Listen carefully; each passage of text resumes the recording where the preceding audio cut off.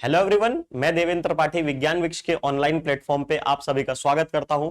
हम लोग most expected question series में ये अपना ऑर्गेनोमेटालिक्स वाला टॉपिक देखने जा रहे हैं। इसमें आपको बहुत ही सारी इंटरेस्टिंग और नई चीजें भी पता चलेंगी और जो नए रिसेंट ट्रेंड में क्वेश्चन आ रहे हैं उस तरह के भी छोटे मोटे क्वेश्चंस देखने को मिलेंगे, तो आप इसको जरूर देखिएगा।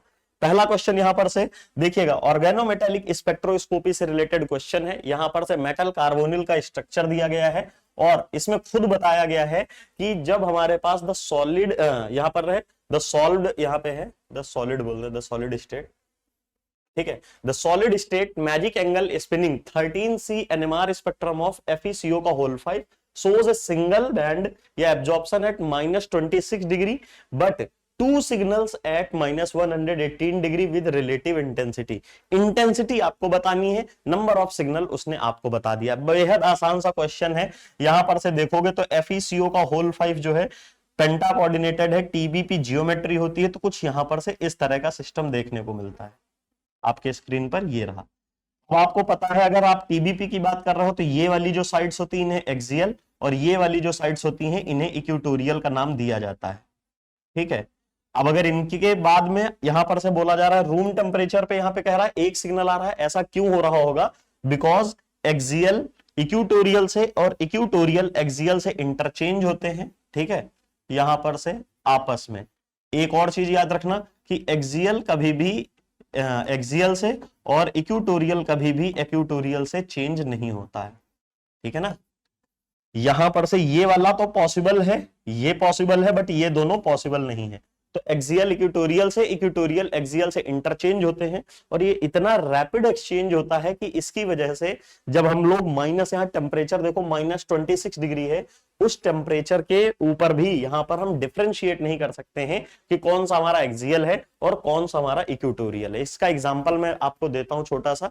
जब हमारा फैन है, अगर उसको आप चला देते हैं, काफी तेज घूम रहा है, तो उस समय आप फैन की जो ब्लेड्स होती हैं, 3 ब्लेड्स होती हैं, आप आइडेंटिफाई नहीं कर पाओगे कि कौन सी ब्लेड किस जगह पे है, कौन से नंबर की है।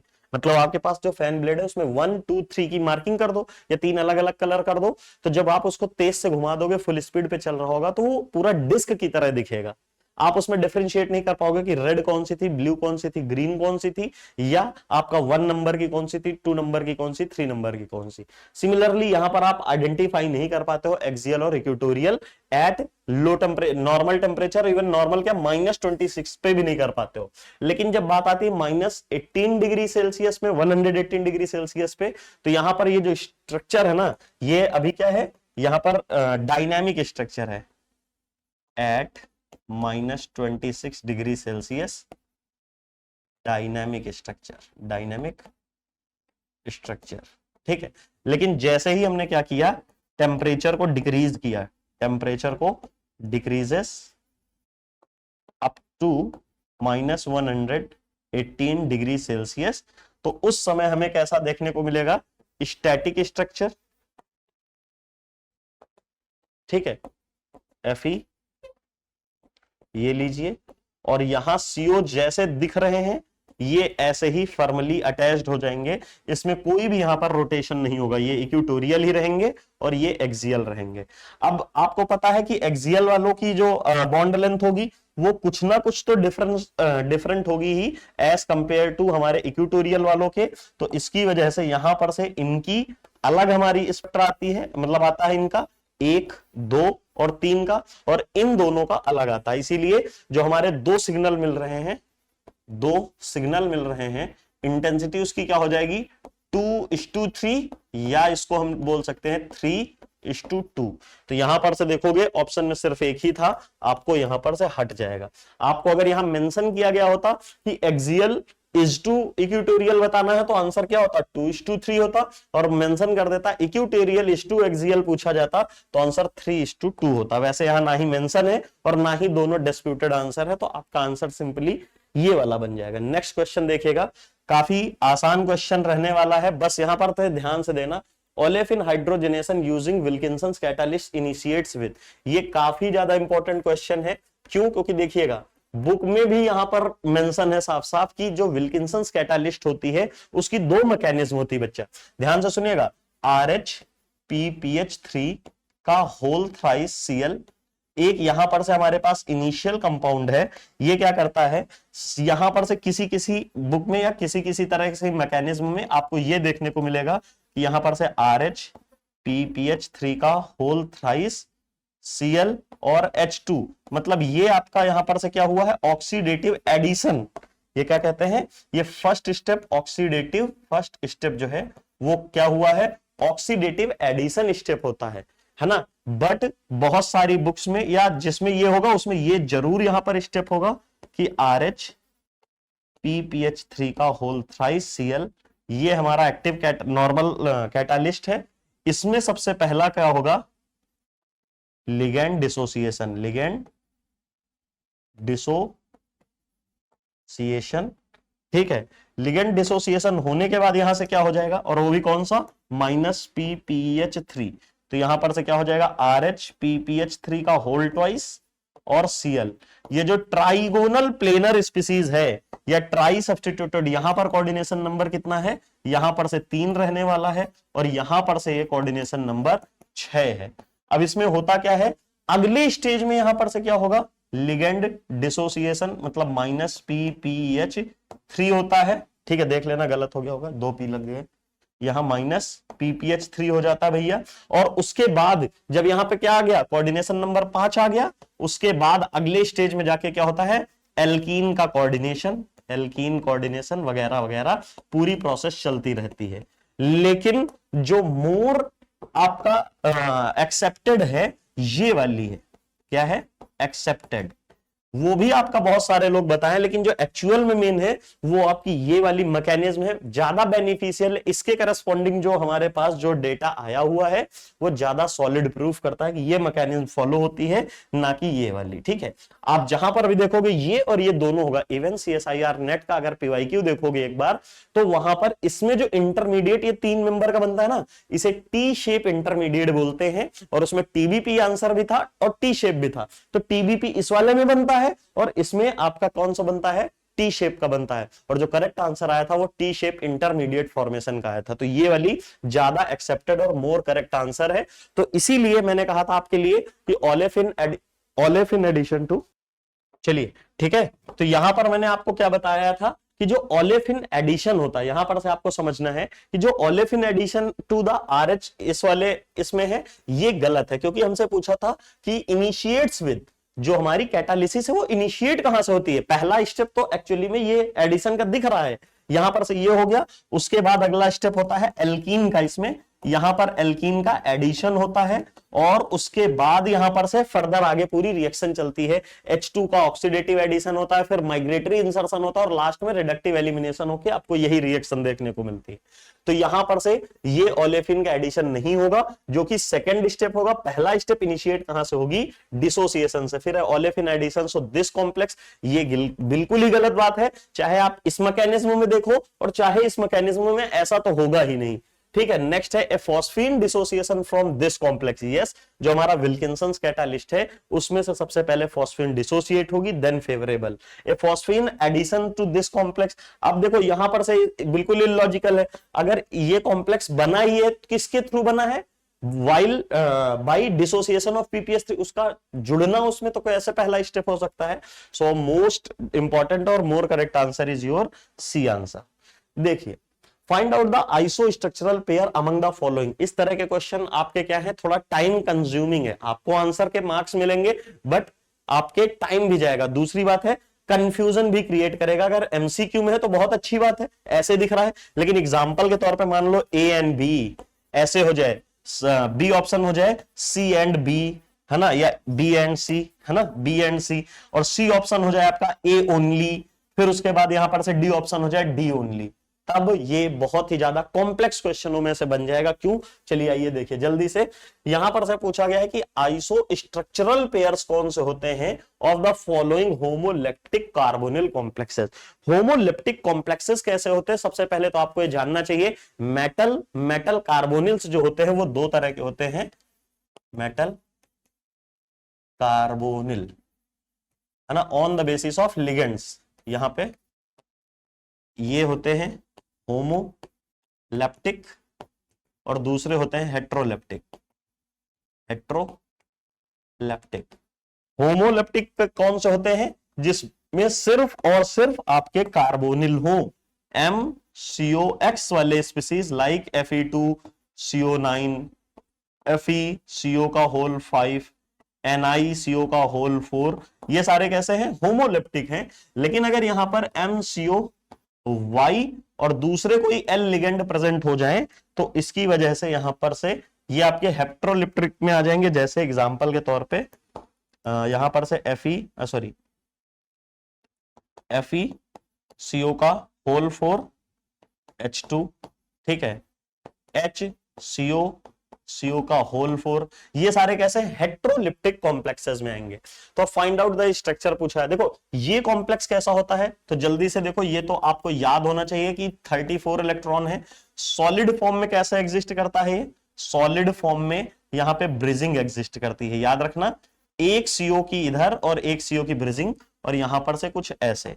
अब दूसरा जैसे ही कह रहा है सॉलिड या हेक्सेन में, मतलब सॉल्वेंट में, तो सॉल्वेंट में भैया इसकी ब्रिजिंग टूट जाती है और इसी की वजह से इसके IR डेटा में भी ड्रास्टिक चेंज आ जाता है। क्यों? क्योंकि Br जो हमारा ब्रिजिंग वाला है उसकी स्ट्रेचिंग फ्रीक्वेंसी 1750 1800 सेंटीमीटर इनवर्स के आसपास आती है, जो कि जैसे ही सॉल्वेंट के केस में गए तो वो वाली पीक हमारी डिसअपियर हो जाएगी। तो ये तो आइसो स्ट्रक्चरल हो ही नहीं सकते हैं।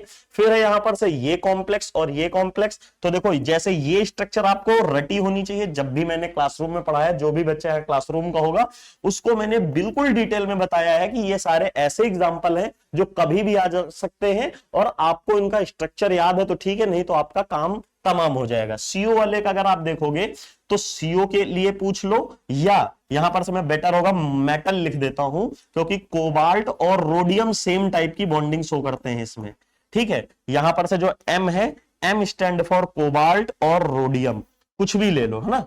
अब इसमें क्या होता है, इंपॉर्टेंट चीज देखो, CO1, CO2 और CO3, ये सबसे इंपॉर्टेंट बात है इसकी यहां पे, कि इन तीन में आपका ये देखने को मिलता है ब्रिजिंग में 1 2 3 1 2 3 1 2 3 1 2 3 4।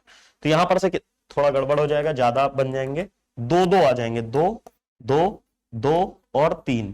तो देखो 3 4 5 6 7 8 9 और 3 ब्रिजिंग में है, तो ये इसके लिए होता है। और अगर इरिडियम के लिए कंपेयर करेंगे तो वेल नोन कॉम्प्लेक्स होता है जहां पर एक भी ब्रिजिंग नहीं होती है। ऐसा क्यों होता है दोस्तों, एक बार याद रखना कि जब भी मेटल बल्की होता चला जाता है, बड़ा होता चला जाता है, उसकी ब्रिजिंग टेंडेंसी डिक्रीज हो जाती है। एक है कि इतने बड़े बड़े मेटल्स के बीच में किसी को ब्रिज होना है, तो ये रहा। अब यही मेटल का साइज खुद ही इतना बड़ा हो गया, तो ये आपस में स्टेरिक हिंड्रेंस दूर करने के लिए उतना करेंगे। अब हाइड्रोजन तो वही रहेगा, हाइड्रोजन तो 5D का हो नहीं जाएगा, तो ये इतना ही बड़ा रह गया। अब इसको देखो कितनी स्ट्रेचिंग फील करनी पड़ रही है नीचे जाने में, इसीलिए 3D से 4D, 4D से 5D में आते आते जो ब्रिजिंग टेंडेंसी है वो डिक्रीज कर जाती है और ऑलमोस्ट 5D में तो खत्म ही हो जाती है। तो ये भी नहीं हो सकता है। फिर यहां पर CO4, CO12 एंड CO6 का, तो देखो ये किस बेसिस पे दिया जाएगा, ये स्ट्रक्चरल बेसिस पे आप नहीं निकाल सकते हो, ये क्लोजोनिडो से निकालोगे। तो इसके लिए आप अगर निकालोगे तो वेड मिंगो रूल या एक्सटेंडेड वेड रूल या खाली मिंगो रूल बोलते हो, उसका फॉर्मूला होता है TVE - 12N/2। यहां पर से इस फॉर्मूले से आप निकालने जाओगे, तो जब आप इसके लिए वैल्यू रखोगे तो x की जो वैल्यू आएगी ना, वो x की वैल्यू यहां पर से 2 आ रही होगी फॉर दिस कॉम्प्लेक्स। फॉर मान लो मैं इसको A बोल देता हूं, इसके लिए B, तो इसके ये A के लिए वैल्यू आएगी, और इसी से x की वैल्यू निकालोगे दोस्तों तो वो 1 आएगी। तो अब एक चीज तो अगर आपको नहीं भी पता है कि 1 और 2 के करस्पॉन्डिंग क्या है, क्लोजो नीडो एरेक्नो, तब भी कोई दिक्कत की बात नहीं है, बिकॉज अगर ये आपस में सेम नहीं है तो ये सेम नहीं होगा। वैसे ये क्या होती है, ये नीडो स्ट्रक्चर होती है और ये वाली क्लोजो स्ट्रक्चर होती है, ठीक है। अब लास्ट वाला केस, तो यहां पर मैंने पहले ही ड्रॉ कर रखा है, ये दोनों आइडेंटिकल होते हैं। ये कैसे होते हैं, ये दोनों आइडेंटिकल होते हैं। अगर आप लिख रहे हो, मेरे क्लास में पढ़ रहे हो, तो एक एडवांटेज यहां से लेके जाओ, क्या कि जब भी आप बात करते हो Fe, यहां पर से Fe2CO9 की, ठीक है, तो इसके स्ट्रक्चर से भी अगर क्वेश्चन आया तो इसके लिए भी लिख लेना भैया। क्या होता है, बढ़िया बात होती है इसमें, क्या कुछ ये होता है यहां पर से, कि 3 ब्रिजिंग होते हैं और 3 दोनों उसमें टर्मिनल पोजीशन में लगे होते हैं। ठीक है, और सुनो इंटरेस्टिंग बात तो सुनते जाओ, मैंने आपको बताया है on going down the group, सुनो ये इंटरेस्टिंग बात है, हर जगह नहीं मिलेगी ये। On going down the group नीचे क्या होती है, ब्रिजिंग टेंडेंसी डिक्रीजेस, ये लिख लेना, ब्रिजिंग टेंडेंसी डिक्रीजेस। ये अगर आपको कुछ भी नहीं याद है ना, तो एटलीस्ट इससे आपके 1-2 ऑप्शन तो कंफर्म एलिमिनेट हो जाएंगे। कैसे हो जाएंगे, मान लो जो चीज जितने हमारे जितनी ब्रिजिंग हमारी 3D में प्रेजेंट है उतनी 4D और 5D में तो नहीं होगी, उससे कम होगी और उससे ज्यादा भी नहीं हो सकती है। तो हो सकता है आपके जो 4 ऑप्शंस हो तो उसकी ब्रिजिंग पूछी गई हो 3D के कंपेयर में, तो ना ही 3D के बराबर होगी और ना ही 3D से ज्यादा हो सकती है। तो जिन भी ऑप्शंस में 3D के बराबर या 3D से ज्यादा ब्रिजिंग टेंडेंसी दिखे, ऐसे करके ऑप्शन काट देना, एटलीस्ट आपको कुछ सहायता मिलेगी। अब आपको पता है कि यहां पर से अगर आप बात करते हो आयरन की, तो यहां पे बात होती है ऑस्मियम की, यहां पर से बात होती है रुथेनियम की, और यहां बात होती है ऑस्मियम की। ठीक है, तो अब यहां पर से क्या है, इस बार आपका M2CO9 जो है वो सेम स्ट्रक्चर शो करता है, और मोर इंटरेस्टिंगली आपका यहां पर ये क्या है, Ru और ऑस्मियम, मतलब वहां पर इरिडियम और रोडियम एक जैसे, कोबाल्ट और रोडियम एक जैसे, मतलब 3D 4D के एक जैसे शो कर रहे थे, और यहाँ 4D और 5D के जो मेटल हैं वो एक जैसे स्ट्रक्चर शो कर रहे हैं। इंपॉर्टेंट, फिर से मैं कह रहा हूं सुन लो, ये आपको याद करने पड़ेंगे। उसके अलावा कोई भी टीचर हो कुछ भी बहाने बता दे कि ऐसे याद कर लो, वैसे कुछ भी मेथड नहीं है भैया, देखो। ठीक है, तो अगर मैं आपसे, ये गेट में भी क्वेश्चन कई बार आ जाता है, ब्रिजिंग पूछ लेता है, नंबर ऑफ ब्रिजिंग सीओ या टर्मिनल सीओ वगैरह, तो आपके सामने एटलीस्ट ये डेटा होना चाहिए कि जब हम पढ़ रहे थे CrCO4 के लिए, इनके लिए CO4 CO12 के लिए, तो ये अपने एनालॉगस रोडियम से सिमिलैरिटी दिखा के ब्रिजिंग टेंडेंसी दिखाता है, और 3 और नॉर्मल। और एक और अच्छी बात बता देता हूं, सुनो एक और बढ़िया बात बता देता हूं, ये जो पीछे पढ़ाया है ना उसमें भी खास बात है, सुनो क्यों खास बात है, कि जब भी आपके पास यहां पर M4CO12 मिलता है ना, M4CO12 मतलब आपके पास यहां पर कोबाल्ट, M क्या है, कोबाल्ट और रोडियम की बात हो रही है। कितने ब्रिजिंग बोल रहा हूं भाई, यहां पर से मैं कह रहा हूं कि इनके पास 3 ब्रिजिंग में होंगे, देखो एक ऐसे CO, एक ऐसे और एक ऐसे सिमेट्रिकली। अब उसके बाद 1 2 1 2 1 2 1 2 3। लेकिन सुनो, जैसे ही टेम्परेचर राइज कर दोगे, टेम्परेचर इंक्रीजेस, ये ब्रिजिंग यहां ब्रेक हो जाएगी। ये बहुत इंपॉर्टेंट चीज बता रहा हूं, सुनो। ठीक है, जैसे ही आपने टेम्परेचर राइज कर दिया, तो ये किसके तरह, अपने एनालॉगस बड़े भैया की तरह अपनी स्ट्रक्चर ले लेंगे, मतलब इरिडियम वाले की तरह कुछ सिमेट्रिकली ब्रेक हो जाएगी, ब्रिजिंग ब्रेक।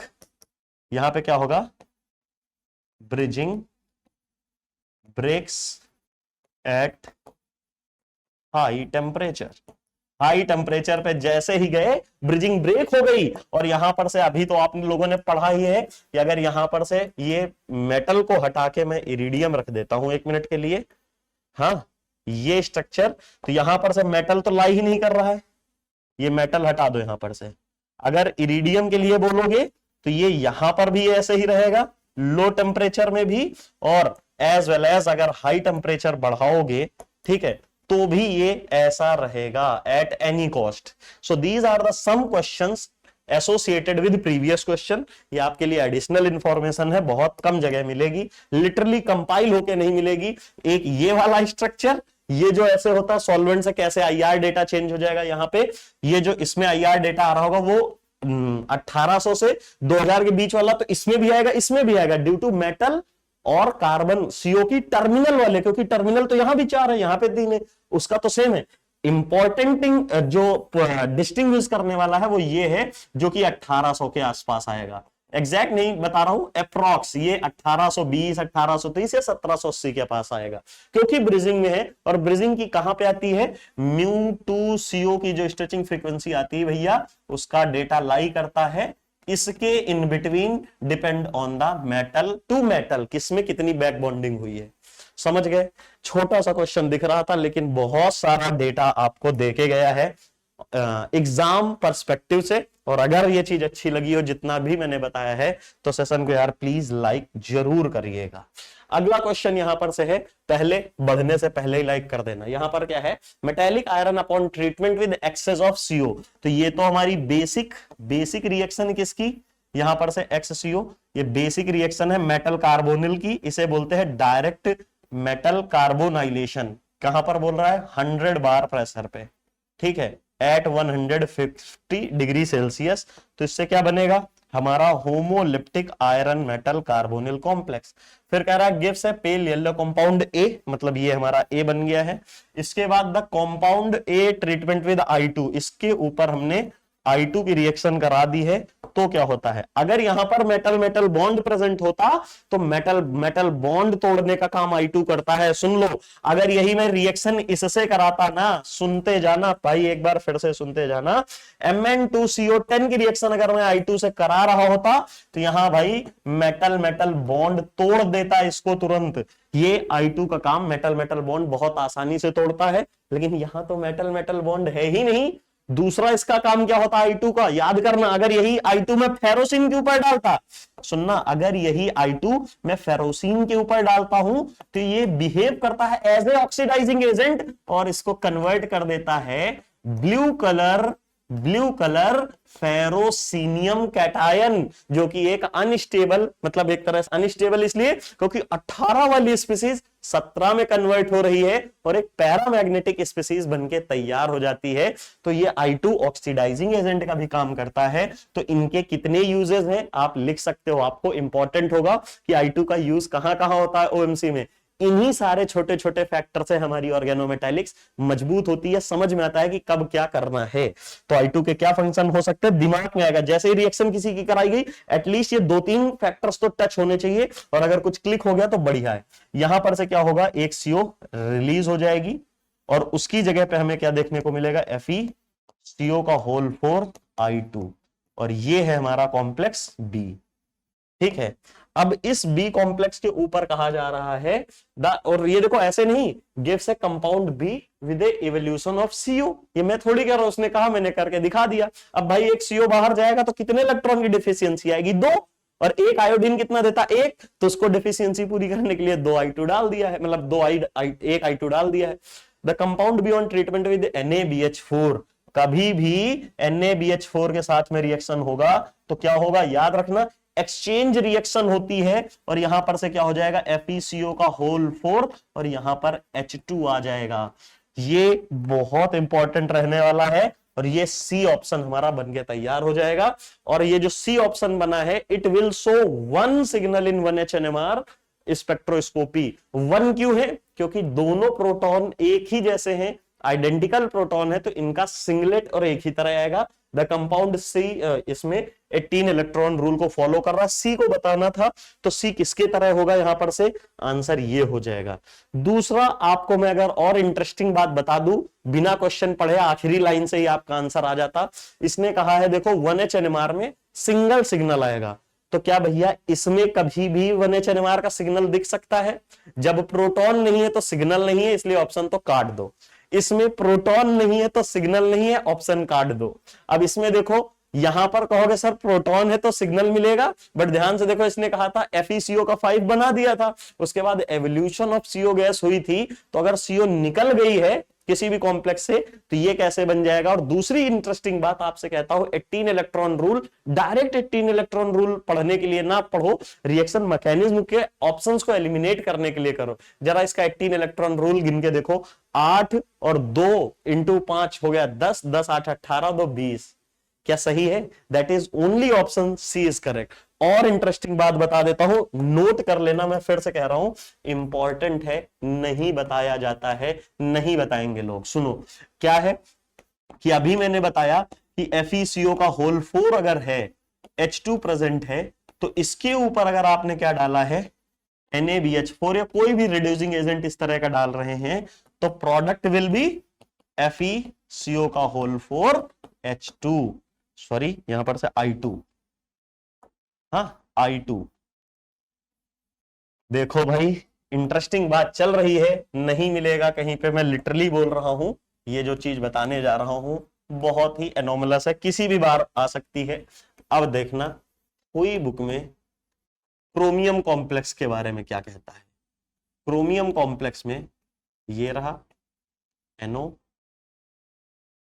NO और NO, 9 9 6 15, 15 5 कुछ गड़बड़ हो रहा है क्या, नहीं, 1 6 6 6 12 5, CH3 भी है क्या, एक और कोई चीज, Cl है शायद से, शायद से Cl है, Cl होता है, क्या होता है, 1 मिनट रुक जाइएगा, 5 6 5 11 11 और ये Cp है, Cp के साथ में ये वाला लिगेंड था, एक ऐसा कोई था जो एक इलेक्ट्रॉन वाला होगा, शायद NO ही है यहाँ पर, NO, ठीक है ना, ओ सॉरी, मेन क्वेश्चन ही भूल गया था, हाँ NO और Br, ये हुई बुक का है, अब आ गया, तभी तो Br को ही तो करना है, इसमें आप क्या डालोगे, LiLH4 डाल दोगे या NaBH4 डाल दो, है ना, तो इससे क्या होगा बताओ, आप कहोगे सर जैसे बताया यहां से हेलोजन एक्सचेंज हो जाएंगे, 1 HNMR मिलना चाहिए, लेकिन ऐसा नहीं होगा, यहां पर आपका डाइमेराइजेशन रिएक्शन होती है, ठीक है। इवन आपका जो हुई बुक में वहां पे गलती से मेटल मेटल बॉन्ड नहीं लगा है, लेकिन वो जरूर प्रेजेंट होगा, नहीं तो यहां पर हमारा 18 इलेक्ट्रॉन सिस्टम नहीं पूरा होगा इसका, ये कुछ ऐसे बनके तैयार हो जाता है, डाइमर बना देता है, ठीक है। ये एक एक्सेप्शनल रिएक्शन है, ठीक है, और आपको ऑलरेडी पता होगा कि जो हमारे पास क्रोमियम के कॉम्प्लेक्सेस हैं वो जनरली एक्सेप्शनल कैरेक्टरिस्टिक्स दे देते हैं, जिसमें से वन ऑफ देम आपके स्क्रीन पर मैंने नोट डाउन कर दी है। तो फिर से कह रहा हूं, इन चीजों को जो मैं बता रहा हूं ऐसे ही ये मोस्ट इंपॉर्टेंट नहीं है, क्वेश्चन भले ही आपको आसान दिख रहा होगा कुछ वगैरह, लेकिन जो चीजें मैं ब्लैक स्क्रीन पे बता रहा हूं वो बिल्कुल प्रिसाइज और बहुत ही ज्यादा कंक्लूजन दे रहा हूं, जो आपके पास बहुत ही रेयर चांस है कि लिखा हो। चलिए यहां पर से RH के साथ में PPS3 का एडिशन किया गया है, तो इसके लिए फिर से एक चीज मैं समझा देता हूं जल्दी से। देखो एडिशन रिएक्शंस में यहां पर से कोई भी एडिशन रिएक्शन है, या यहां पर से MCOX है, इसके ऊपर आपने PPH3 डाला, और यहां पर से MCOX है और इसके ऊपर यहां पर से eta3C3H5 है, इसके ऊपर आपने PPH3 डाला, तो कौन सी रिएक्शन फास्ट होगी देखिएगा। ये हमारा जो कॉम्प्लेक्स है ये भी 18 इलेक्ट्रॉन रूल को फॉलो कर रहा है, और सिमिलरली यहां पर से हमारे पास ये वाला भी 18 इलेक्ट्रॉन रूल को फॉलो कर रहा है। तो जो पहली रिएक्शन है उसमें सिंपली आपको कुछ भी हो जाए, डायरेक्ट तो PPS3 ऐड ही नहीं कर सकते हो, तो इसके लिए हमें क्या करना पड़ेगा, यहां पर से बोलना पड़ेगा MCOX-1, मतलब जो भी रहा होगा, मान लो 5 है तो 4 बचे होंगे, इसकी वजह से यहां पे आएगा 16 इलेक्ट्रॉन पहले, देन उसके बाद यहां पर से क्या होगा, ये वाला जो आपने PPS3 डाला है, ठीक है, यहां पर से ये यहां पर आएगा इस स्टेज पे, और उसके बाद आपके पास प्रोडक्ट बनेगा MCOX-1 और PPH3, ये प्रोडक्ट है, ठीक है। तो जो पहली रिएक्शन है उसमें ध्यान से देखो क्या हुआ है, एडिशन रिएक्शन पहले हुई है, ठीक है, डिसोसिएशन पहले किया गया है। अब जब भी कभी भी डिसोसिएशन अगर पहले होता है ना, अगर यहां पर से देखोगे तो पहले कौन सा स्टेप हुआ है, डिसोसिएशन, ठीक है, और डिसोसिएशन अगर पहले हुआ है, इट रिक्वायर एनर्जी, डिसोसिएशन के लिए एनर्जी हमें चाहिए होती है, जिसे हम बॉन्ड डिसोसिएशन एनर्जी बोलते हैं। अब अगले स्टेज में यहां पर क्या हुआ है, एसोसिएशन, मतलब यहां एडिशन हुआ है, एसोसिएशन बोल रहा हूं उसे, और एसोसिएशन गेव या प्रोड्यूसेस एनर्जी, प्रोड्यूसेस या रिलीजेस एनर्जी बेटर रहेगा, रिलीजेस एनर्जी, ठीक है। अब अगले स्टेज में देखो, यहां पर जब अगर इस तरह का मैकेनिज्म दिया होता, ठीक है, और हमसे क्वेश्चन पूछ लिया होता यहां पर से कुछ ऐसे, देखो अगर हमसे यहां पर इस तरह का क्वेश्चन पूछता तो हम लोग यहां पर ये स्ट्रक्चर पहले बनाएंगे, उसके बाद यहां पर से डिसोसिएशन नहीं करेंगे, ठीक है। ये है हमारा क्वेश्चन, पीछे वाले की जगह पहले नए क्वेश्चन कॉन्सेप्ट ही पढ़ लो, ठीक है ना। क्यों और कैसे चलेगा यहां पर से मैं बात करूंगा इस कॉम्प्लेक्स की। यहां पर सॉल्यूशन देखो, जैसे ही इस कॉम्प्लेक्स में आप आओगे तो यहां पर एक फेनोमेना होगी जिसको बोलते हो स्लीपेज ऑफ हैप्टिसिटी। जो स्लिप करना होता ना, स्लीपर का स्लिप करना, वैसे ही यहां पर हैप्टिसिटी स्लिप होती है।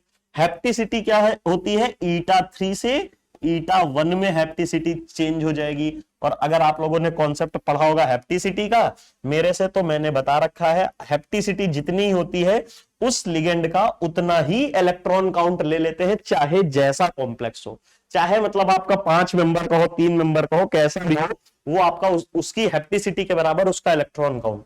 तो जैसे ही इसको ईटा 3 से ईटा 1 में ले गया तो मेरे पास कॉम्प्लेक्स तो यही रहेगा, चेंज किस में आएगा, हैप्टिसिटी में। तो यहां पर ईटा 1 हो जाएगा। समझने के लिए इसे बेटर तरीके से 3 लिख लो यहां, ठीक है। अब जैसे ही ये हुआ तो ये 16 का इलेक्ट्रॉन थोड़ी रह जाएगा, अब ये कैसा हो जाएगा, यहां पर से 18 नहीं सॉरी, अब 16 इलेक्ट्रॉन हो जाएगा। और जैसे ही यहां पर से 16 इलेक्ट्रॉन होगा तो इस जगह पहला स्टेज क्या होगा, यहां पर से PPH3। और जैसे ही PPH3 आ गया तो PPH3 के लिए मैंने बताया है कि PPH3 किस तरह हुआ है, यहां पर क्या है, PPH3 में एसोसिएशन होता है।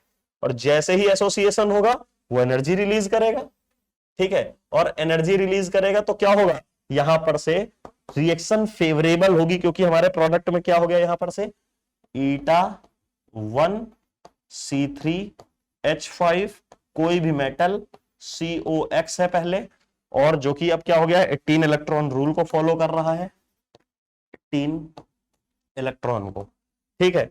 अब यहां पे अगले स्टेज में क्या होगा, 2 काम साथ में होंगे, ठीक है। क्या होगा, यहां पर से डिसोसिएशन होगा जो यहां पर हो रखा है, ये देखिए, ठीक है। डिसोसिएशन होगा, डिसोसिएशन जो कि energy require, and change in hapticity, change in hapticity कहां से कहां, ईटा 1 से ईटा 3 में वापस, ठीक है। तो अब शायद आपको ये पूरा प्रोसेस समझ में आया होगा, और पीछे वाला आंसर तो बस खाली अब टिक लगाना है, क्योंकि उसमें भी यही चीज बताई गई है। और यहां से जैसे ही करोगे तो देखो ईटा 1 से सबसे पहले इसको मैं क्या कर दूंगा, ईटा 3 में कर दूंगा C3H5, ओके। मेटल में कोई चेंज नहीं। CO में क्या करूंगा, CO में यहां पर से X की जगह अब क्या हो जाएगा, X-1, और यहां पर से एडिशन किसका हो जाएगा, PPH3। और यहां पर भी एडिशन हमने जो नहीं किया है लिखने के बावजूद वो भी कर लेंगे, ठीक है। ये रहा PPH3, और फर्दर ये कैसा रहा, 18 इलेक्ट्रॉन। जल्दी से सुनो, बताना क्या है मैंने, पूरी प्रोसेस वहां पर भी वैसे रही और पूरी प्रोसेस नीचे वाले में भी वैसे ही रही। डिफरेंस क्या हुआ, आपको ऊपर वाले में एनर्जी पहले देनी पड़ रही है सिस्टम में, और उसके बाद आपको रिजल्ट देखने को मिल रहा है। वाइल इन सेकंड केस, जो सेकंड वाला केस है, इसमें हमारे पास एनर्जी खुद ही सिस्टम रिलीज कर रहा है। अगर आप देखोगे कि यहां पर से हमारे पास क्या हो रहा है, सिस्टम एनर्जी रिलीज कर रहा है यहां पर से पहले स्टेप में, और जो एनर्जी रिलीज हुई है उसी का यूज हम कर लेंगे किसमें, bond dissociation in last step, है ना। अब हो सकता है कोई बच्चे कहे सर स्लीपेज ऑफ हैप्टिसिटी के लिए भी तो एनर्जी चाहिए, नहीं भैया, उसके लिए बहुत ही लीस्ट एनर्जी चाहिए। जैसे आप लोगों ने पढ़ा होगा ना कि सिग्मा बॉन्ड में कन्फर्मेशंस जो होते हैं वो क्या होते हैं, बहुत लो एनर्जी के होते हैं और रैपिड होते रहते हैं, पढ़ा है ना, सिंगल बॉन्ड के अराउंड रोटेशन। वैसे ही ये इसी का है, तो उसमें स्लीपेज ऑफ इंट्रामोलिकुलर चेंजेस हैं वो बहुत स्लाइटली होंगे। इसके लिए क्या है, मॉलिक्यूल को तोड़ना ही पड़ रहा है, इसमें बस खाली रीअरेंजमेंट हो रहा है, दोनों में डिफरेंस है। तो ये जो एनर्जी रिलीज हुई होती है वो सिस्टम में ही प्रेजेंट होती है, उसी का यूज करते हुए मस्त आगे काम करते हुए चले जाते हैं। लेकिन इसमें फेवरेबल कौन होगी, आवाज से आप जान लोगे, ये वाली होगी, ठीक है। अब शायद आपको समझ में आया होगा, और अगर आ गया हो तो प्लीज इस क्वेश्चन को हम सॉल्व कर लेते हैं। सुनो क्या था क्वेश्चन, यहां पर से PPH3, ये लिगेंड कैसा, ये लिगेंड कैसा है, ये इंडेनाइल लिगेंड इसे बोलते हैं, इंडेनाइल लिगेंड। और अगर इधर से जुड़ा होता है तो इसका जो फॉर्मल चार्ज होता है वो क्या होता है, -1 होता है, ठीक है। इलेक्ट्रॉन काउंट कितना होता है, 5 होता है। Electron count is equals to 5। अगर आप देखोगे तो कितना है, इसका 5 है, इसका 2 है, इसका 2 है, और इसका खुद का कितना है, 9। 9 5 14, 14 4 18 यहां से आ जाएगा, जैसे पीछे बताया था।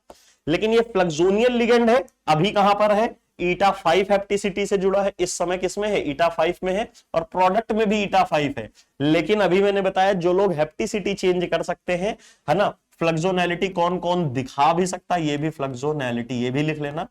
फ्लक्सोनैलिटी कौन कौन दिखाएगा, एक तो आपका सीपी दिखा देता है, रेयर, ये लिख लेना, रेयर, बहुत कम। दूसरा ये वाला ज्यादा दिखाएगा इसके कंपैरिजन में। उसके बाद इसका बड़ा भाई और आएगा, जिसमें और फास्ट हमको देखने को मिलती है, इसे बोलते हो फ्लूरेनाइल। और सबसे कम इसमें तो फिर भी देखने को मिल जाएगी, ये रहा, ठीक है, यहां फ्लक्सोनैलिटी, और इसमें तो बिल्कुल नहीं देखने को मिलेगी, इसे इसमें लिख लेना बिल्कुल रेयर। इसमें रेयर, इसमें कम कर रहे, लेस, इसमें कम, और इसमें मोस्ट फेवरेबल, मोस्ट फेवरेबल। ऐसा क्यों होता है, क्योंकि जब ये हेप्टिसिटी चेंज करता है उस समय दो दो बेंजेनॉइड रिंग मिल जाती हैं। CSIR नेट में भी पीछे क्वेश्चन आ रखा है, इसी के ऊपर इसकी हेप्टिसिटी चेंज पूछी गई थी। CSIR नेट जून 2024, जून 2024, ठीक है। तो यहां पर हेप्टिसिटी चेंज इसमें, वैसे इससे इन सबसे ज्यादा, सबसे ज्यादा इसमें होगी। तो यहां पर से वही चीज है, हेप्टिसिटी चेंज खाली इन्हीं में नहीं होगी, ये तो CP सीरीज है। NO में भी हो सकती है, क्योंकि NO क्या है, 3 इलेक्ट्रॉन डोनर भी है और 1 इलेक्ट्रॉन डोनर भी है, ठीक है। उसी तरह एलाइल में भी हो सकती है, बिकॉज एलाइल का स्ट्रक्चर क्या होता है, ये वाला। यहां पर से आप ईटा 3 में भी जा सकता है, जैसे पीछे गया था, और ईटा 1 में भी जा सकता है, यहां 3 इलेक्ट्रॉन और यहां 1 इलेक्ट्रॉन, 1 इलेक्ट्रॉन। साथ में एजुलिन में भी जा सकता है, एजुलिन, ठीक है। स्ट्रक्चर 7 मेंबर का ऐसा होता है,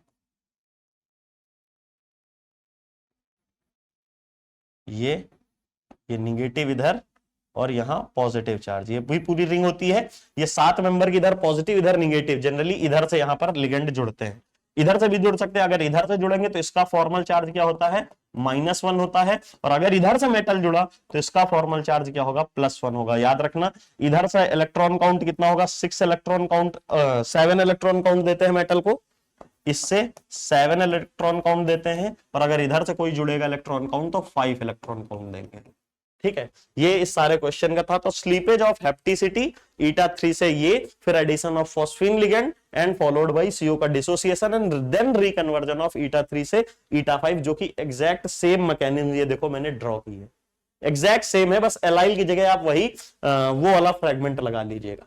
नेक्स्ट क्वेश्चन आपके स्क्रीन पे, फटाफट बताइए।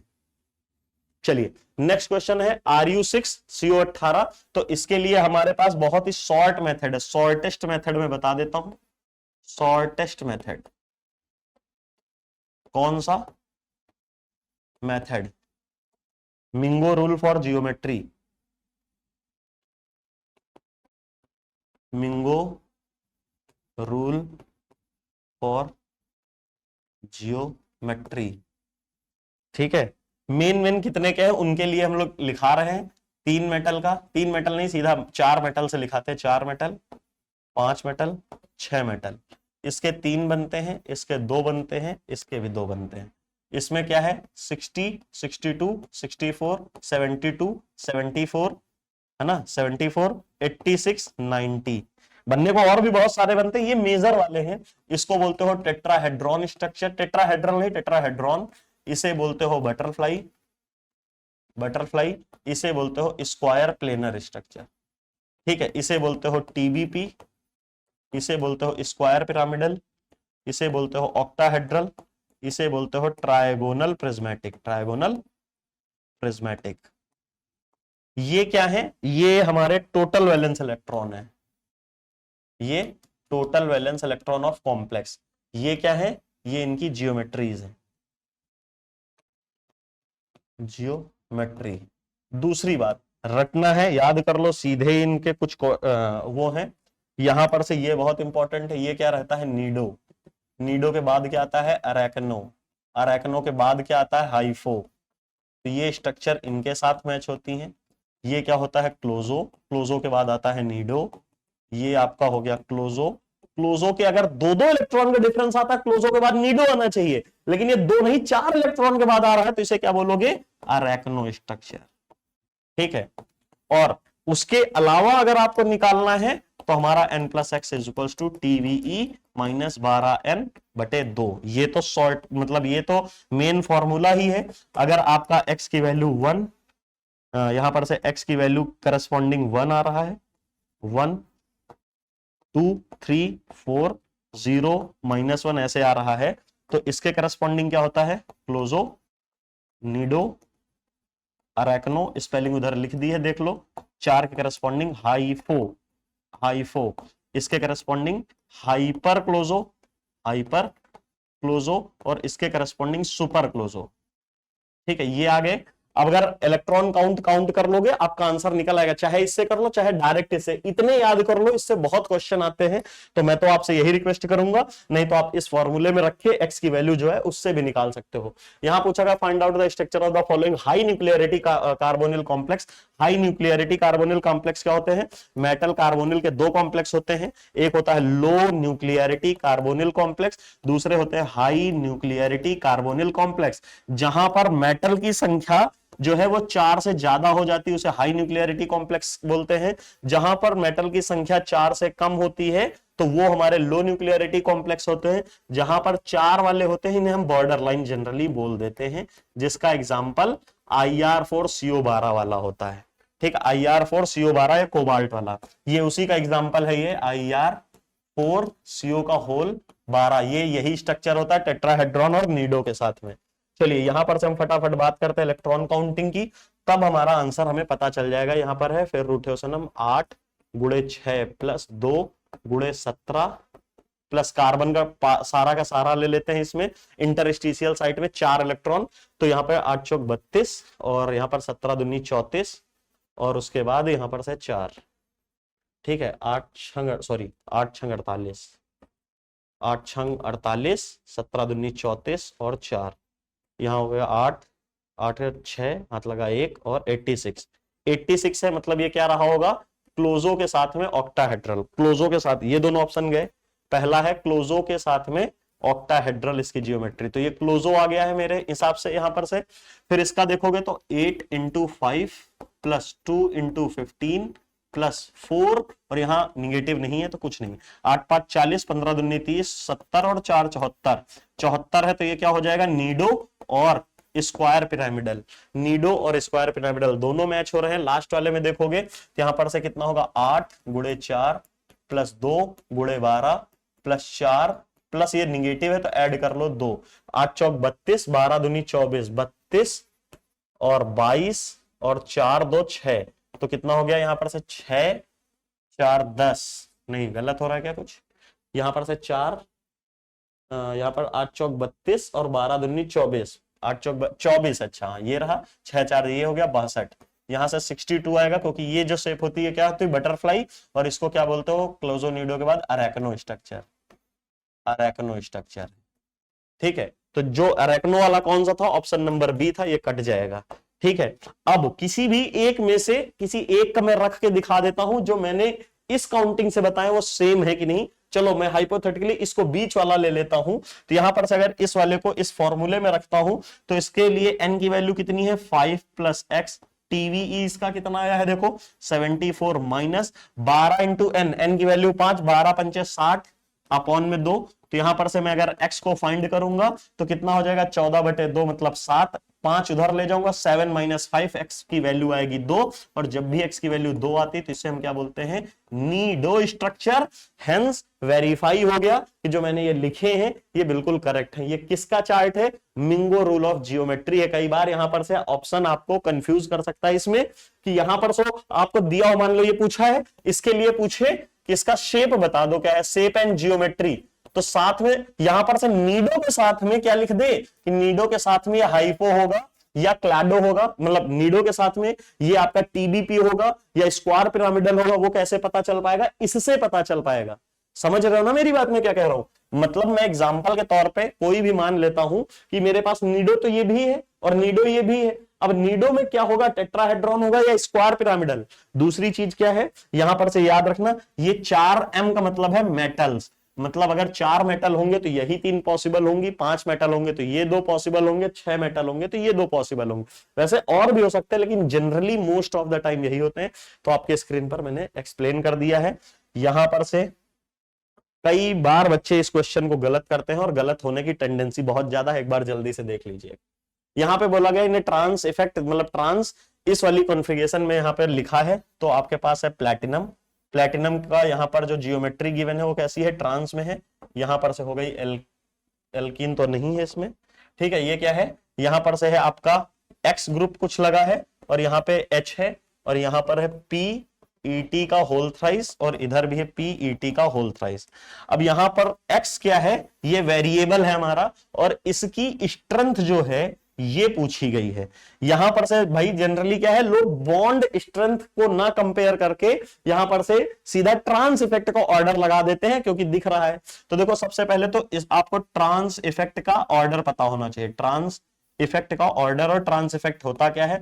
180 डिग्री पे प्रेजेंट लिगेंड इसको धक्का मारने की जितनी ज्यादा टेंडेंसी रखता है उसी को ट्रांस इफेक्ट कहते हैं। कोऑर्डिनेशन में पढ़ते हैं।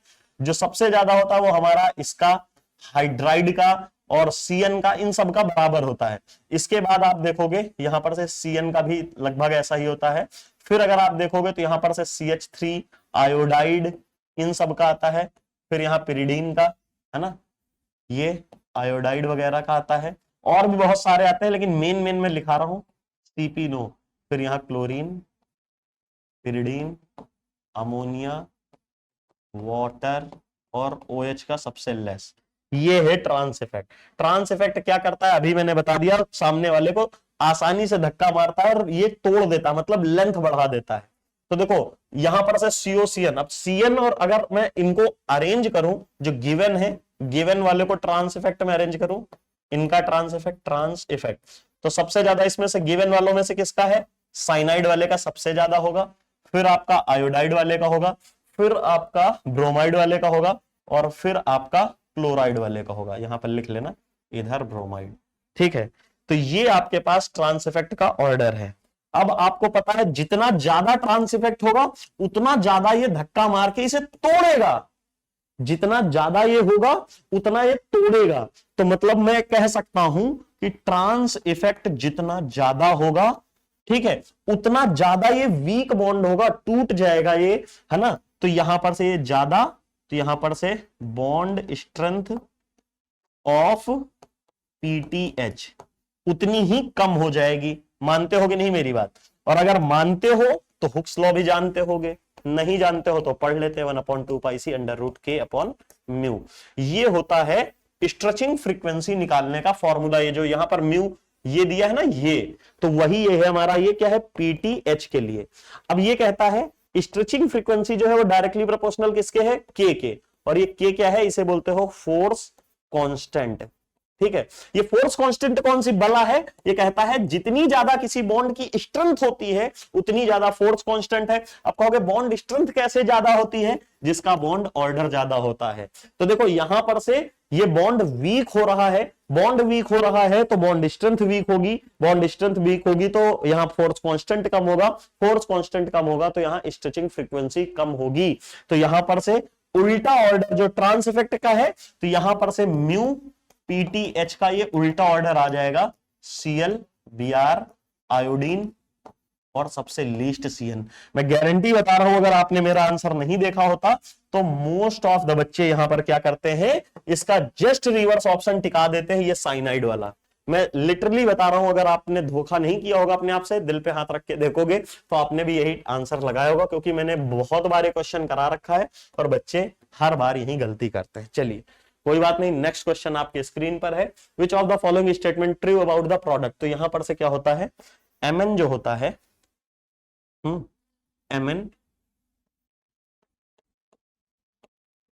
Mn ठीक है, ये है तो इसकी अगर आप एक तरह से रेजोनेटिंग फॉर्म बनाओगे तो जो इसका निगेटिव पार्ट है वो आगे चला जाएगा, कार्बोकटायन वाला पार्ट यहां आ जाएगा। ठीक है, जो H यहां पर से इसका पॉजिटिव पार्ट है ना, ये कह लो, ये इलेक्ट्रॉन डेंसिटी यहां से इसके ऊपर अटैक करेगी। जैसे ही अटैक करेगी तो क्या हो जाएगा, CO का होल 5 Mn।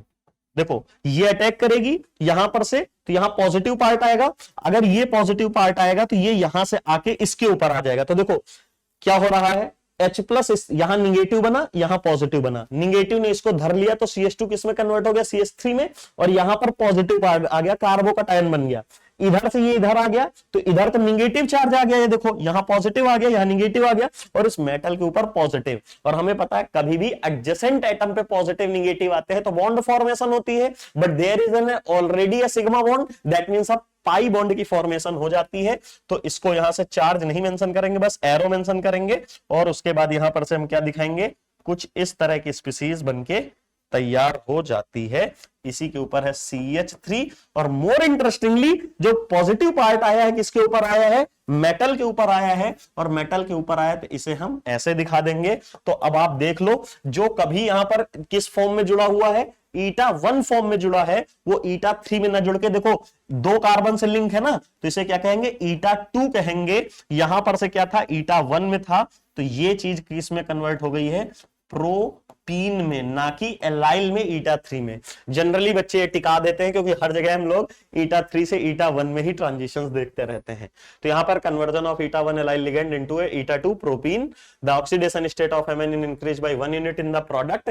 गलत बात है, बिकॉज यहां पर ये जो एलाइल फ्रेगमेंट है इसकी वजह से तो 0 चार्ज है, लेकिन एलाइल -1 चार्ज तो कैरी कर रहा था, उसकी वजह से यहां पर पाई आ गया। आपको पता होना चाहिए कभी भी non bonding electron, pi bond और सिग्मा बॉन्ड की वजह से जो भी डोनेशन होती है ना, bond donation are always neutral, always neutral, इनकी वजह से कभी भी कोई चार्ज नहीं आता है। इसीलिए मेरे दोस्तों PPH3, CO, NH3, alkene, alkyne, इन सबका कभी चार्ज नहीं आता है, बिकॉज ये स्टेटमेंट याद रख लेना, कॉपी में नोट कर लेना। तो यहां पर से ये स्टेटमेंट गलत, कन्वर्जन ऑफ एलाइल, तो ये मेटल इज ऑक्सीडाइज, गलत बात। ऑक्सीडाइज का मतलब 0 से 1 या 1 से 2 में जाना चाहिए था, यहां पर भी +1 में था, और यहां पर भी साफ साफ दिख रहा +1 में।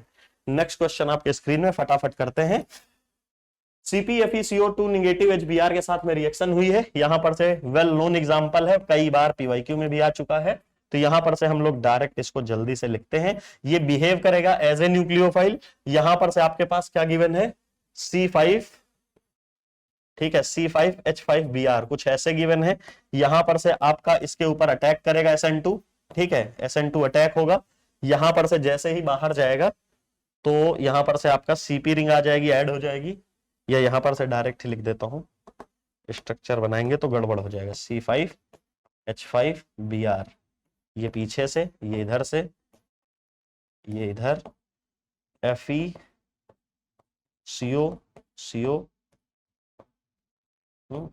ये रहा, ठीक है। तो यहां पर से है eta5 मोड, ये है eta1 मोड। अगले स्टेज में क्या है, देखो यहां पर भी 18 इलेक्ट्रॉन रूल फॉलो ही हो रहा था, यहां पर भी फॉलो हो रहा है। और अगर आप आगे देखोगे, इसे क्या कर दिया, हीट कर दिया है। हीट लिखा मिल जाए, HNU लिखा मिल जाए, या फोटोलिसिस देखने को मिल जाए, तो आपको मोस्ट ऑफ द टाइम क्या हटाना होता है, CO ग्रुप ही हटाने होते हैं। तो यहां पर से आपको देखोगे CO हट जाएगा, और उसके बाद हमारी पैरोसिन बनके तैयार हो जाएगी। 2 CO गैस इवॉल्व हो जाएंगे, ड्राइविंग फोर्स। तो ये हमारा क्या था, B था, है ना, यहां पर से B था, ये हमारा A प्रोडक्ट था, 18 इलेक्ट्रॉन रूल फॉलो कर रहा था। B प्रोडक्ट ये है, और ये भी 18 इलेक्ट्रॉन रूल को फॉलो करेगा।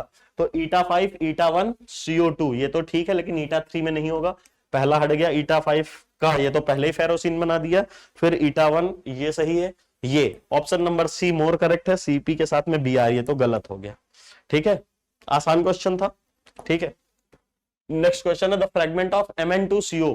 अब देखो आपको पता है मेन ग्रुप आइसोलोबैलिटी का क्वेश्चन है, main group element transition metal element के साथ में इंटरचेंज किए जा सकते हैं। कैसे, क्योंकि ये 18 होता है और ये 8 होता है, ये 7, ये 6, ये 5, और ये 4, इसके साथ में यहां पर से क्या मैच करता है 17, 16, 15 और 14, ये आपस में आइसोलोबल है, मतलब एक दूसरे को इंटरचेंज कर सकते हैं। तो मेन ग्रुप में यहां पर से क्या है Mn2CO10, अगर इसको आप देखोगे तो यहां पर से इसका स्ट्रक्चर आता है Mn, 1 2 3 4 5, 1 2 3 4 5, ठीक है। तो यहां पर से बोला गया है the fragment of Mn is isolobal with, तो यहां पर से अगर आप देखोगे तो इसका एक फ्रेगमेंट कितना कैरी कर रहा है, यहां पर से 17 इलेक्ट्रॉन कैरी करता है, ठीक है। एक ये वाला फ्रेगमेंट कितना कैरी करता है 17, ओवरऑल अगर आप काउंट करोगे तो 34 आएगा। यहां पर इसका खुद का 7 होता, 7 गुणे 2 प्लस में 2, यहां पर से 2 इंटू 10 इज इक्वल्स टू 14, 14 और 20 34 होता है। तो 34 वाला दो लोगों के लिए है, 34 फॉर 2 मेटल, तो एक मेटल के लिए कितना आ जाएगा यहां पर से 17 आ जाएगा। और 17 वाला किसके आइसोलोबल होगा, 17 वाला 7 इलेक्ट्रॉन के, ठीक है। 17 वाला किससे होगा 7 इलेक्ट्रॉन से।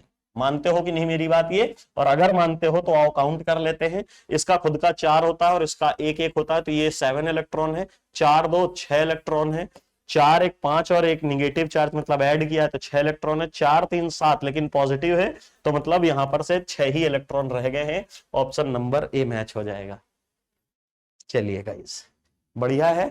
विच of the following statement is correct, not true, Fischer carbene is electrophilic in nature. भाई बिल्कुल सही बात है, फिशर कार्बिन जो होती है उसका जो रेजोनेटिंग फॉर्म होता है कुछ ऐसे बन के तैयार हो जाता है, यहां पर से Nr2 और यहां पर से निगेटिव चार्ज, और उसके बाद यहां पर से COX कुछ ऐसे बनता है, COX M double bond COMe और Nr2, ठीक है, ऐसे होता है। ये डबल बॉन्ड आगे मूव करता है, ये यहां पर से ऐसे, तो यहां पर से साफ साफ दिख रहा है कि ये इलेक्ट्रोफिलिक साइट है। तो यहां पर से बोला गया Fischer carbene carbon is electrophilic in nature, सही बात है। A pi donor ligand OR should be present on a Fischer carbene carbon, ये भी सही बात है। Schrock carbene carbon is electrophilic in nature, गलत बात है ये, बिकॉज श्रॉक कार्बिन जैसे टेंटालम है, इसमें क्या होता है कुछ इस तरह का एग्जाम्पल बनता है, होल थ्राइस डबल बॉन्ड, यहां पर से टर्सरी ब्यूटिल और इधर CH3। तो यहां पर से जो मेटल होता है वो जनरली +4 +5 +6 में होता है, और इसकी वजह से ये जो है ये कैसा बिहेव करता है न्यूक्लियोफिलिक, और ये कैसा बिहेव करता है इलेक्ट्रोफिलिक, ठीक है। तो यहां पर से अगर आप देख लेते हो कि Schrock carbene carbon is electrophilic in nature, लेकिन ये न्यूक्लियोफिलिक है तो गलत हो जाएगा। A good pi acceptor CO ligand present on a Fischer carbene, ये फिशर कार्बिन का स्ट्रक्चर है, फिशर कार्बिन है, ये श्रॉक कार्बिन है, साफ साफ दिख रहा है कि X में CO लिगेंड ही लगे हुए हैं। हमसे पूछा था नॉट ट्रू, तो option number C is your correct answer. बढ़िया, बेहतरीन क्वेश्चन, ट्रेंडिंग क्वेश्चनों में से है, स्पेक्ट्रोस्कोपी से रिलेटेड है। A most appropriate set of mu stretching frequency IR data. तो इसके लिए मैं आपको जल्दी से एक बार IR डेटा लिखा देता हूं जिसमें आपका सारी चीजें कंफर्म हो जाए कैसे होगा, ठीक है। जब भी यहां पर इस तरह सिस्टम बनता है, यहां पर 2164 सेंटीमीटर इनवर्स, प्री CO जब होता है तो होता है 2143 सेंटीमीटर इनवर्स। उसके बाद अगर मेटल के साथ में टर्मिनल पोजीशन पे जुड़ता है तो इसका होता है 1850 से 2120 के आसपास, ठीक है। लेकिन अगर यही CO जो है ब्रिजिंग कंडीशन में आ जाए मेटल के साथ में ऐसे, तो इसे कहते हो 1750 से लेके 1850 सेंटीमीटर इनवर्स। और अगर यही CO 1 2 और 3 मेटल के साथ में ब्रिजिंग में आ जाए तो इसकी वैल्यू बहुत घट जाती है, 1650 से लेके 1750 centimetre inverse. This is all about CO stretching frequency, standard data है, ठीक है, स्टैंडर्ड डेटा, स्टैंडर्ड डेटा, ठीक है। अब देखो यहां पर से किस तरह का है, एक जो है ये वाला, ध्यान से देखो प्लीज, ये वाला 1 और 2 इसे बोलोगे μ2, ये वाला भी है CO μ2, ठीक है, और ये वाला CO, दो ही CO ऐसे है जो μ2 है, और जो बीच वाला कार्बोनिल है ये वाला, इसे क्या कहोगे, ये μ3 है। μ3 की तो बताओ मैक्सिमम कितनी हो सकती है μ3 की, 1750। तो यहां पर से देखो 1750 ये रहा, ये इसमें ज्यादा है, पहला ही हटा दो। अब इसमें 1750 से नीचे है, चलो ठीक मान रहा हूं, ठीक है, अभी ठीक है। अब उसके बाद यहां पर से क्या बोल रहा है कि ये जो देखो μ2 वाला, μ2 की तो मिनिमम मैक्सिमम कितनी हो सकती है, 1850 से तो ऊपर नहीं हो सकती है। 1850 से ऊपर नहीं हो सकती है। तो यहां पर से अगर आप देखोगे तो ये वाला ऑप्शन तो बिल्कुल नहीं हो सकता, 2000 के आसपास है, ये वाला ऑप्शन भी नहीं हो सकता है। और अगर म्यू2 के लिए देखोगे तो ये 1850 वाला, एक मिनट मान लेता हूं, म्यू3 से नहीं म्यू2 वाले से ही कंपेयर करते हैं कि म्यू2 की वैल्यू जो है कहां आती है, ऑलमोस्ट 1750 से 1850। तो ये तो कभी नहीं हो सकता ऑप्शन में, ये कभी नहीं हो सकता, ये कभी नहीं हो सकता। अब देखो यहां पर से ये ए और सी में कुछ हो सकता है, लेकिन यहां पर से देखो कि इसमें क्या है, 1827 दी गई है, फिर ये दी गई है, और उसके बाद ये ऑलमोस्ट सिमिलर, यहां पर से इसके सिमिलर में ये वाली दी गई है, यहां पर से ये नहीं होगा, ये मोस्ट अप्रोप्रिएट होगा, बिकॉज यहां पर से ये जो दो वैल्यू दी गई हैं ये किसकी हैं, ये दोनों म्यू2 मोड की हैं, और ये वाली जो है वो म्यू3CO की है। ये दो वैल्यू अलग अलग क्यों आई हैं, क्योंकि एक जो है सिमेट्रिक की आई है और एक एसिमेट्रिक की है। तो जो ज्यादा वाली होती है उसे कहते हैं एसिमेट्रिक स्ट्रेचिंग फ्रीक्वेंसी, और जो थोड़ी कम होती है उसे क्या बोलते हैं, सिमेट्रिक स्ट्रेचिंग फ्रीक्वेंसी। ठीक है, सिमेट्रिक स्ट्रेचिंग फ्रीक्वेंसी। और ये तो म्यू3 की है तो सबसे कम हो जाएगी, क्योंकि हमें पता है म्यू3 की कितनी होती है, 1650 से 1750, इतनी तो कोई कम थी ही नहीं, इसलिए आपका ये ए वाला भी ऑप्शन कट जाएगा। ठीक है, 1900 वाला तो बिल्कुल ही गलत है। नेक्स्ट क्वेश्चन आपकी स्क्रीन पर है। चलिए यहां पर से, in the given catalytic cycle of hydroformylation reaction, hydroformylation reaction के बीच में आपकी रिएक्शन मैकेनिज्म है, उसका आपको आंसर बताना है। यहां पर से सबसे पहले क्या है, एल्कीन का एडिशन किया तो पेंटा कोऑर्डिनेटेड स्पीसीज बनी। अब इसके बाद यहां पर से ये क्या हुआ होगा, इसको एल्कीन इंसर्शन कह देते हैं, या अपनी भाषा में हम लोग क्या कह देते हैं, एल्कीन इंसर्शन कह देते हैं, या तो इसको माइग्रेटरी इंसर्शन, एल्कीन इंसर्शन, और इसी को ही हम लोग क्या बोलते हैं, एल्कीन के ऊपर माइग्रेटरी इंसर्शन हुआ तो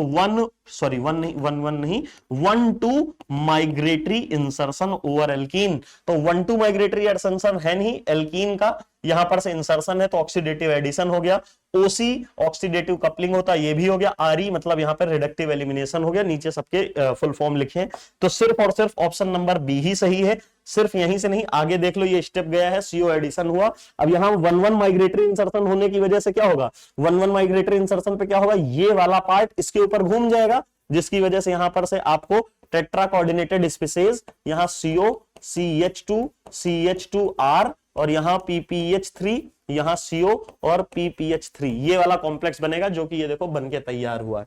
फिर उसके बाद यहां कहा गया H2, अब एक 4 कोऑर्डिनेटेड है, H2 का क्या होगा, ऑक्सीडेटिव एडिशन होगा, और वो भी कैसा बनेगा, सिस फॉर्म में, और लास्ट स्टेज में यहां पर रिडक्टिव एलिमिनेशन करके ये मिला दिया और हमारा प्रोडक्ट फॉर्म कर दिया। Option number B is more appropriate, बस यहां पर से आपको समझना था।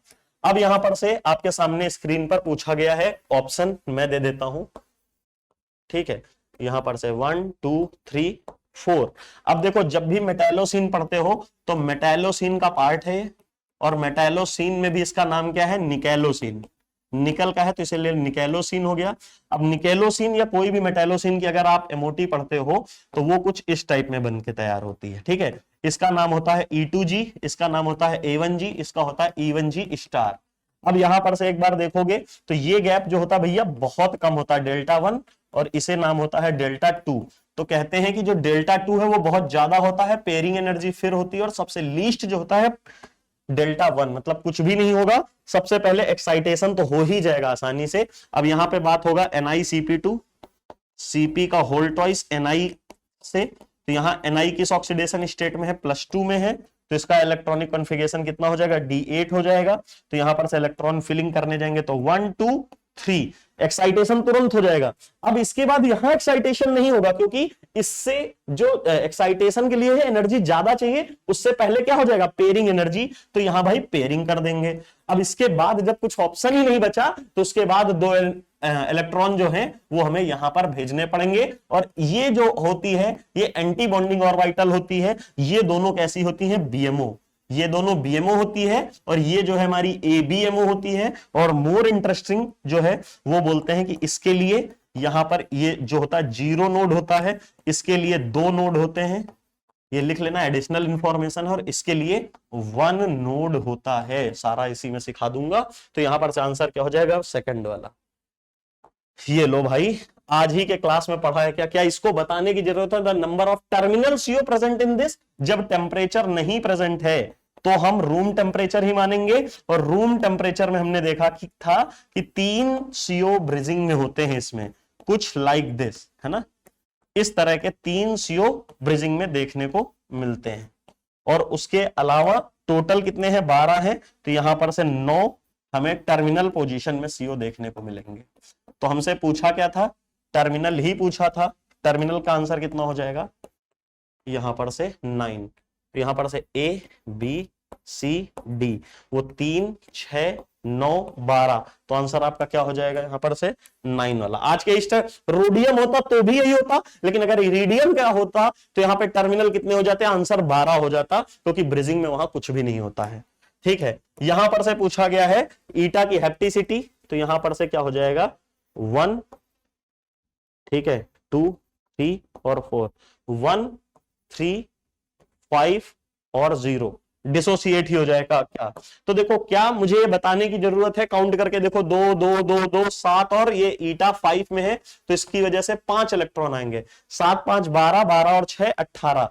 जब भी 18 इलेक्ट्रॉन रूल फॉलो करता है, तो मैंने कहा था जिनकी हेप्टिसिटी चेंज हो जाए तो उसे क्या कहते हैं? यहां पर से क्या होगा? सबसे पहले स्लीपेज ऑफ हेप्टिसिटी, आप लोगों ने पढ़ा ही, आज ही मेरे से पढ़ा है, slippage of hapticity, hapticity from eta 5 to eta 1।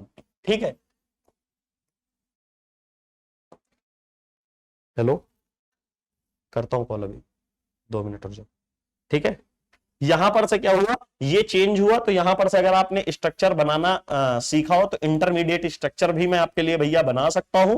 CO CO CO CO, और यहां पे एक डेफिशिएंटी टाइप की दिखाओगे, प्लस साथ में यहां पर, क्योंकि ये 5 मेंबर का है ना, तो यहां पर से ये ऐसे और यहां ऐसे, इसने हेप्टिसिटी चेंज कर ली है, बस कुछ ऐसे बनेगा। ये जो इंटरमीडिएट है, ये इंटरमीडिएट बनाया है मैंने, देखो 1 2 3 4 5, थोड़ा सा ओल्ड फोल्ड कर दिया जिसमें आपको बेटर तरीके से समझ में है। ठीक है, तो यहां पर से यही इंटरमीडिएट है। 2 2 4 2 6, 7 और 3 7 3 10 और 6 16 हो गया। और इसी के ऊपर आपने यहां पर ये जो PME3 है ना, इस जगह पे अब आपने डाला PME3, तो 2 काम होंगे। ये वाला लोन पेयर पहले इसके ऊपर आएगा, 18 बनाएगा, फिर उसके बाद यहां पर से प्रोडक्ट में अगर आप देखोगे, इसके बाद क्या बनेगा? यहां से नहीं, ये प्रोडक्ट इधर दिखा देता हूं, PME3 अभी दिखाया है सेम रिएक्शन, तो यहां पर से Mn और एक कैप ऐसे इसके साथ में, ये यहां पर 1 2 3 CO ये हो गए, और यहां पर PME3, और उसके बाद जैसे ही अगले स्टेज में हम बात करेंगे तो यहां पर से एक CO को बाहर करेंगे एंड ईटा 3 से ईटा 5 में कन्वर्ट करेंगे। तो फाइनली आपका प्रोडक्ट क्या बनेगा? ये वाला प्रोडक्ट बनेगा, 1 2 CO PME3, तो 2 2 2 7 और 5, 7 5 12, 12 6 18 आपका आ गया। तो the intermediate in NX hapticity value is, तो यहां पे x की वैल्यू हेप्टिसिटी की कितनी हो जाएगी? ईटा 3 मोड हो जाएगा, शायद दिख रहा होगा, और ईटा 3 मोड हो जाएगा तो हेप्टिसिटी का ये मेथड आ जाएगा। चलिए, सो अब आपको समझ में आ गया होगा।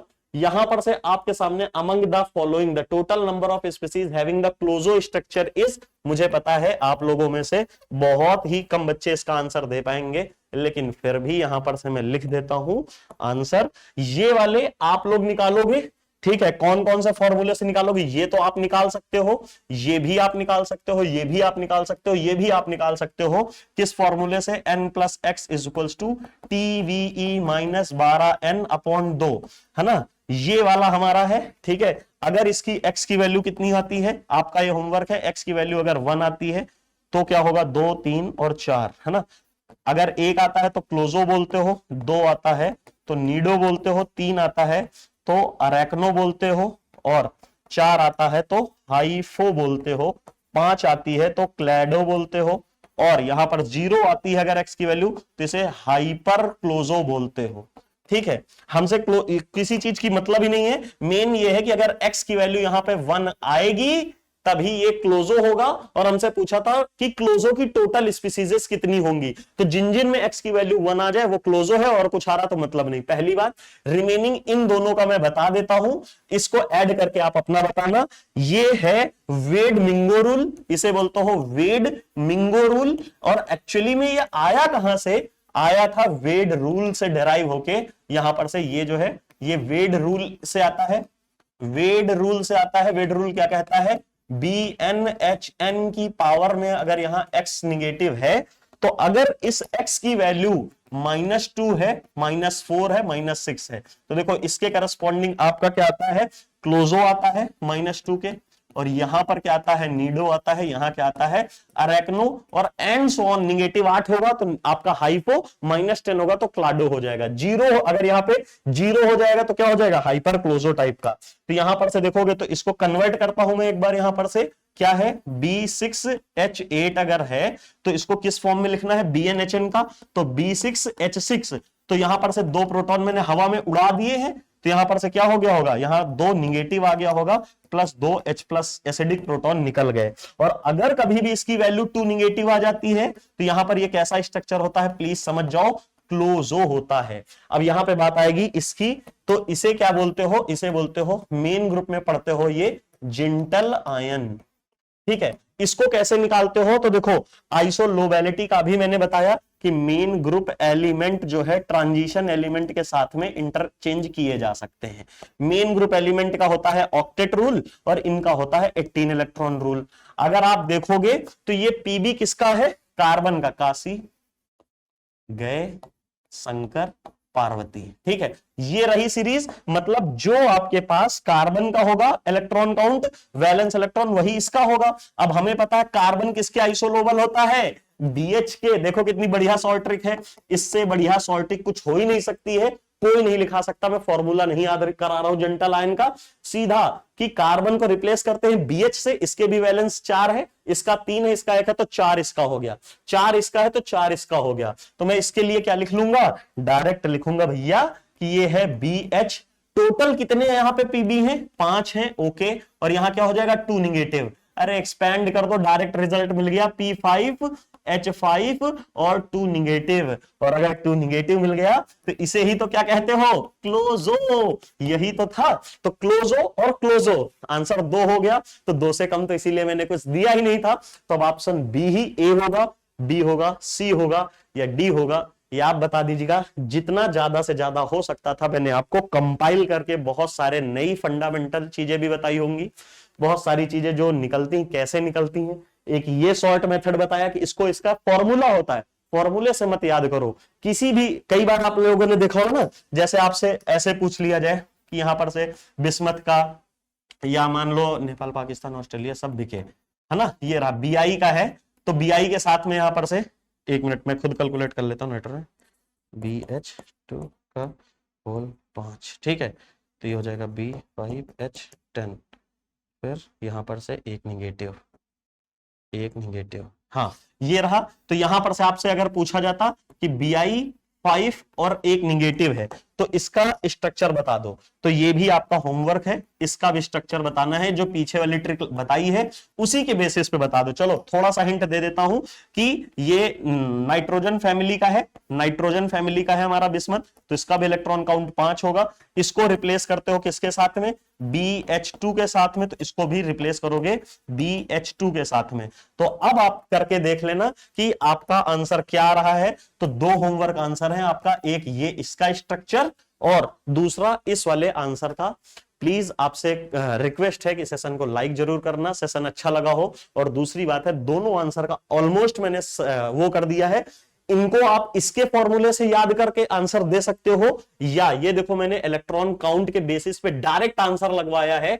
आप अगर ये याद हुआ हो ना कि मान लो कोई भी 4 मेटल वाला है और 4 मेटल का अगर है तो 62 है, तो उसका स्ट्रक्चर क्या होगा, अरेक्नो होगा, ये रहा डायरेक्ट, ठीक है। अगर 5 मेटल है और 72 है तो क्लोजो होगा, 5 मेटल है 74 है तो क्या होगा, नीडो होगा, 5 मेटल है 76 है तो क्या होगा, अरेक्नो होगा। 2-2 यूनिट का डिफरेंस आता है, ठीक है। मिलता हूं नेक्स्ट लेक्चर में। अगर सेशन फिर से मैं बोल रहा हूं अच्छा लगा हो तो लाइक करना, कमेंट करना मत बोलना। नेक्स्ट लेक्चर में मिलता हूं दूसरे किसी दमदार टॉपिक के साथ। Thank you so much guys.